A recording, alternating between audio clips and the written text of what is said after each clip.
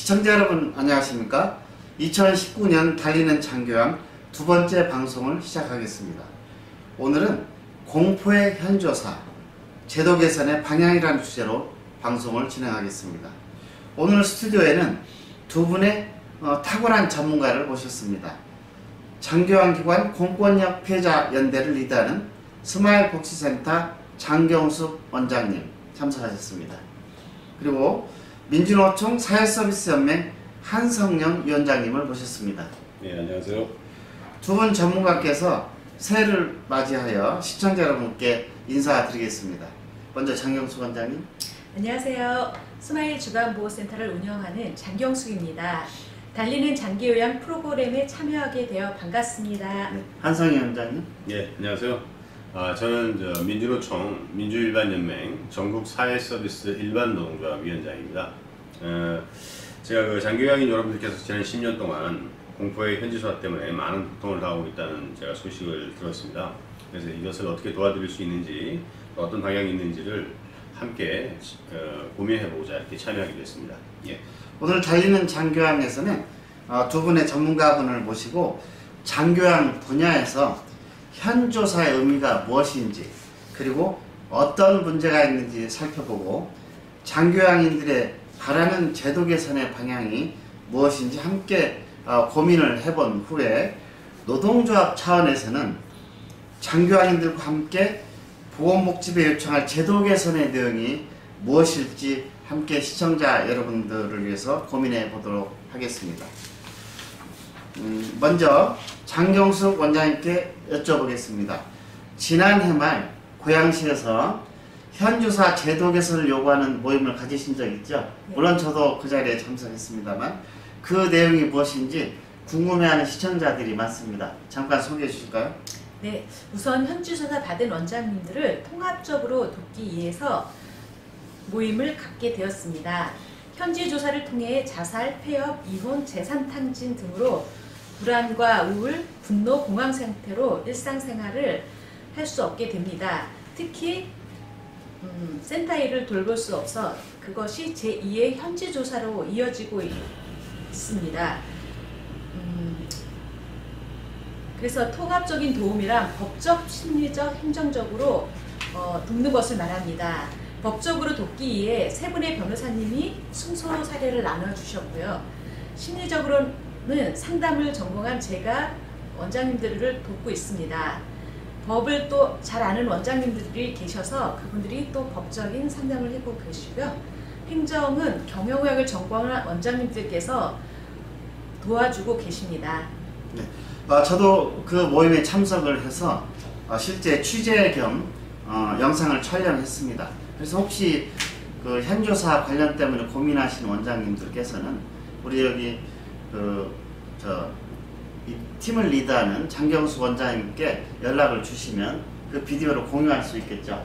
그 변호사님의 조언이라든지 많은 그런 한 30명 정도가 오셨죠, 참석을. 네. 그런데 그분들의 사례 발표라든지 그런 게 매우 도움이 될 것 같습니다. 그래 많이 좀 도와주시기 바랍니다. 네, 알겠습니다. 장교양 보험제도가 시작된 지 10년이 지났습니다. 국민건강보험공단 발표에 따르면 장교양 보험제도는 서비스 만족도 90%를 차지하는 대표적 국민 서비스로 자리 잡았죠. 네. 벌써 3년째 대상을 받은 것으로 알고 있습니다. 그럼에도 불구하고 보건복지부나 언론의 보도에 따르면 장교양 기관의 부정수고, 특별히 그 부당한 불법 이런 것들을 자꾸 노출시키면서 민간 장교양 기관의 부정이 매우 심각하다는 말을 자주 등장시키고 있습니다. 민간 장교양 기관 실제로 운영하는 운영자 입장에서는 매우 자존심 상하는 일이 아니겠습니까? 저는 매우 자존심 상해서 밤에 잠이 안 자고 부르륵 떨리는 일도 있습니다. 그런데 원칙적으로 따져보면 현지조사 제도라는 것은 법과 규칙을 제대로 준수하지 않는 자들을 대상으로 노인장교양보험법, 행정절차법, 행정조사기본법에 따라서 위반자를 찾아내고 법 위반자를 찾아내는 거죠. 위반 사항에 대해서 행정처분을 하는 절차로서 장교환 분야뿐만 아니라 병의원의 건강보험, 어린이 아동복지, 장애인 복지 등 공적 자금이 들어가는 어떤 분야에나 존재하고 있는 것입니다. 오늘 전문가 대담에 앞서 현조사 제도라는 것이 무엇인지 우리 시청자 여러분들이 정확하게 이해를 하실 필요가 있어서 우리 장경수 원장님께서 말씀을 해주시면 고맙겠습니다. 네, 현지조사는 우선 노인장기요양법 제61조 37조에 의해 지방자치단체장에 의해만 조사권이 있습니다. 왜냐하면 환수, 영업정지, 형사 등의 처벌이 따르기 때문입니다.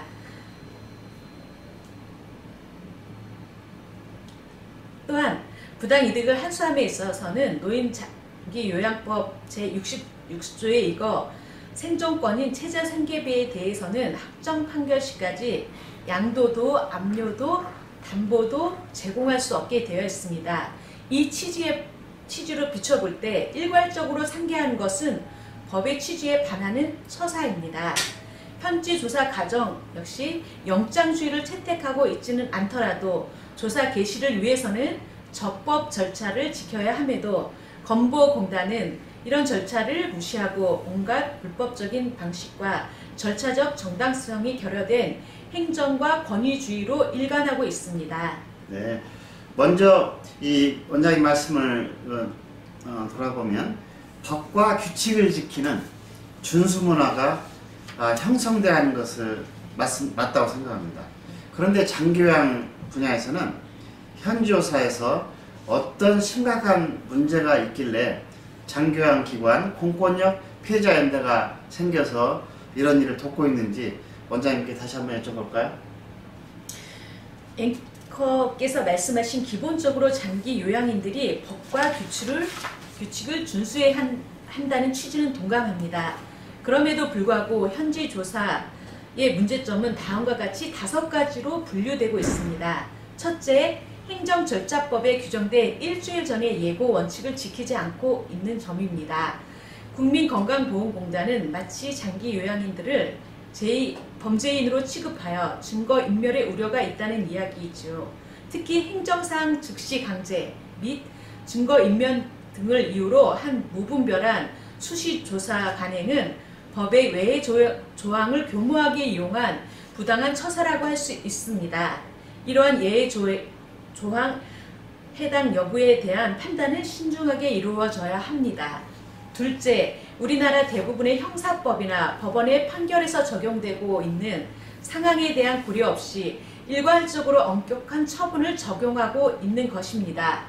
다시 말해 고의적으로 부정을 일삼는 경우와 단순한 행정적인 실수, 법에 대한 이해 부족이나 견해 차이로 발생하는 실수까지도 엄격한 잣대로 동일하게 과도한 처분을 한다는 이야기입니다. 셋째, 현재 조사의 결과로 나타나는 위반자에 대한 환수의 규모가 위반의 정도에 따라 비해 천문학적이라는 것입니다. 예를 들면 종사자가 한 달 근무해야 할 시간이 168시간인데 1시간만 부족해도 그달 근무 안 한 것으로 간주하고 이에 따라 인력 배치 기준을 위반했을 때 그달 지급받을 급여 수가가 10% 내지 30%를 감산한다는 것입니다. 장기 요양기관에서는 어느 종사자가 월 근무시간 중 1시간 부족해도 근로기준법에 따라 100% 급여를 지급해야 합니다. 매우 불공평한 일이 발생하는 것이죠. 또 현지조사에 앞서 가산받은 기간에 대해서는 모니터링을 통하여 적합성을 판단하여 지도하고 잘못 가산을 받은 것에 대해서는 자진 신고를 하게 되어 있는데도 공단은 모니터링을 할 인원이 부족하다고 하여 할 수 없다고 주장하며 현지 조사를 정당화하고 있습니다. 유일하게 보호받을 수 있는 기회가 모니터링 밖에 없는 듯 한데도 현지 조사만 강화하고 있는 안타까운 실정입니다. 장기 요양 운영자들을 범법자로 조장합니다. 지역본부에서 4개 이상의 팀이 있다고 하니 현지 조사팀을 모니터링 반으로 해서 각 기관들을 개선 유도를 한다면 고맙겠습니다. 넷째, 제도적 환경상 절대적으로 제대로 지키기 힘든 기준이 많다는 점과 법의 해석 차이로 지역마다 서로 다른 적용을 한다는 것도 문제점으로 지적되고 있습니다. 마지막으로 현지조사 결과 행정처분의 과정에서 환수도 하고 엄격한 행정처분을 할 뿐 아니라 경우에 따라서는 검찰에 고발까지 하는 경우가 빈번해졌다는 것입니다. 네, 참으로 좀 저희가 볼 때는 심각하군요. 국가가 해야 할 노인복지에 민간을 파트너로 참여시켜놓고 마치 이제는 범죄인 취급을 하고 있다는 생각이 듭니다. 이것은 반드시 개선되어야 할 과제라고 봅니다. 그렇게 생각하시죠? 네. 2016년도에도 한국 100만인 클럽에서는 전국 순회 타운홀 미팅을 하기 위해서 설문조사를 했습니다. 현조사에 대해서 어떻게 생각하는 건지, 지금 장경수 원장님께서 말씀하신 이러한 현상과 검찰에 고발한다는 그것이 좀 추가된 그런 결과인 것 같아요. 그래서 지금 변하지 않는 보건복지부 행태, 이것은 지적해야 될 것 같습니다. 정 원장님, 장교양 기관 공권력 피해자 연대가 실제로 그 현조사의 문제 사례를 체계적으로 수집하여 이제 앞으로 제도 개선을 요구하기 위해서 기본 자료로 활용하고자 하는 것으로 알려졌습니다. 그 내용도 간단히 소개해 주시겠습니까? 네, 사례는 무수히 많습니다. 우선 가장 핵심적으로 문제가 되는 사례를 중심으로 소개해 드리겠습니다. 경기도 안성의 모 요양원의 경우 요양보호사가 조리원을 법정 인력으로 배치하였음에도 요양보호사가 음식에 간을 보아주는 정도의 업무를 했다고 1억 원 가까이 되는 한수금을 부과했으며, 경기도 모 요양원 현지조사 4일 동안 첫날, 둘째 날, 셋째 날 3번이나 변호사 입회와 조사 과정 녹음을 강력히 요구했지만 거절을 당했습니다. 또 경기도 고양시의 모 복지센터의 경우 허위 청구와 부당 청구를 구별하지 못하고 수천만 원의 환수를 결정하는가 하면 조사 결과에 대해 의의 신청이나 소송을 하게 되면 더 많은 조사를 통해서 더 많은 환수금을 하겠다고 했습니다. 심지어 행정소송이 진행되어 증인 신청을 하자 증인이 운영하는 복지센터의 현지조사를 실시하여 국민의 재판권마저 박탈하였습니다. 대구시 모 요양원의 경우 건보공단이 2011년, 13년, 16년 3차례 현지조사를 통해 1억 500만 원을 한수 결정하는 과정에서 당시 임순 중인 시설장에게 건보공단이 원하는 대로 사실확인서를 쓰지 않자 본인이 쓴 사실확인서를 다 찢어버리고 전화기를 집어던지고 책상을 내리치며 서류를 던지는 등의 폭력을 일삼으며 검찰에 송치하겠다, 시설을 문 닫겠다고 협박했습니다. 그 아이는 결국 칠삭동이로 태어나서 지금까지도 청력의 이상이 있다고 합니다. 그리고 경기도 모 요양원의 경우 요양보호사가 장애인이라는 이유로 장애인은 어르신을 케어하지 못한다고, 잡일을 많이 한다고 인력 배치하지 않은 것으로 한수하였습니다. 또한 모 요양원의 경우 직원 부모님에게 비급여 항목에서 20% 할인을 해줬다고 1개월 영업정지, 리플렛으로 시설 홍보를 5건 했다고 1개월 영업정지를 시켰습니다. 또 모 요양원의 경우 원래의 조사기간이 2014년 7월부터 2015년 12월이었으나 한수금액이 예상보다 적은지 조사기간을 2013년 5월로 늘려잡아 1억 원의 한수금액을 맞췄다는 느낌을 지울 수가 없었습니다. 이는 현지조사를 나온 건보공단 직원들 사이에 암암리에 떠도는 지사별로 한수금액의 목표치가 있다는 것과 무관치 않아 보입니다.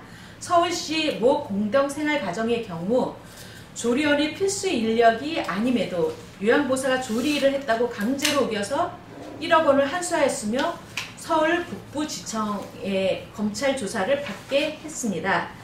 대구시 모 재가복지센터의 경우 직원이 연차를 당겨 쓰고 월차 휴가를 1을 사용했다고 하여 각각 영업정지 40일에 340만 원을 한수하는가 하면 정부 조직법과 지방자치법 제104조 3항을 어겨가면서 공단 지가원이 조사원이 되는 게 적법한가를 물었다는 이유로 불이익을 주기도 하고 서류 실수로 오전 9시 입소를 저녁 9시 입소로 기록했다고 영업정지 10일에 900만 원을 한수, 입소 일지를 잘못 기록했다고 한수까지 하였습니다. 뿐만 아니라 남녀 각각 2명의 요양보호사가 방문 목욕을 실시하여 인력 배치 기준을 위반하지 않았음에도 목욕 과정을 다 같이 준비하고 단지 몸 씻기 과정에서만 이성의 요양보호사가 남녀 어르신을 각각 씻겼다고 하여 수천만 원을 환수하고 82일의 영업정지를 당했습니다. 더구나 건보공단은 조사 과정에서 결과에 순복하지 않고 이를 제기하거나 행정소송을 제기하면 더 많은 조사를 통해 더 큰 불이익을 주겠다. 또 직인 날인을 받는 과정에서 사회복지법인의 경우 행정처분을 받을 경우 불이익을 받을 수 있으며 만약 거부 시에는 조사 기간을 늘려 더 많은 한수금과 가중한 행정처분을 받을 수 있으니 이 정도 선에서 한수금으로 정리하자고 행정처분을 하지 않는 조건을 마무리로 하자라고 했습니다. 저 지금 우리 장경수 원장님의 그 사례 내용을 들어보니까 참 가관인 것이 많군요. 상식적이지 못하고. 아니, 기관마다 리플렛 안 만들어 놓은 기관이 있나요? 리플렛을 가지고 홍보도 하고 그 다음에 현수막을 걸기도 하죠.